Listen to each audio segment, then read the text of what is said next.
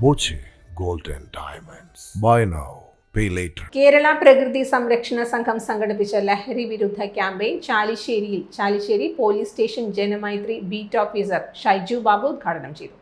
വിട പറയാം ലഹരിയോട്, കാത്തുരക്ഷിക്കാം നമ്മെ തന്നെ എന്ന മുദ്രാവാക്യം ഉയർത്തിയാണ് ക്യാമ്പയിൻ നടത്തുന്നത്.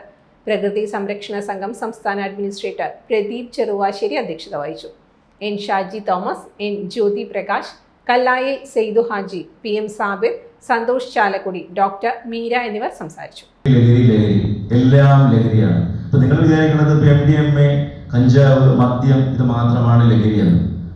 ഇതൊന്നും മാത്രമല്ല ലഹരി. നമ്മൾ എന്ത് സാധനത്തിനും അഡിക്റ്റ് ആയി കഴിഞ്ഞാൽ, അഡിക്റ്റ് ആണെന്ന് പറഞ്ഞാൽ നമുക്കിപ്പോ ഫോണിൽ അഡിക്റ്റ് ആയിരിക്കും, അതും ഒരു ലഹരിയാണ്.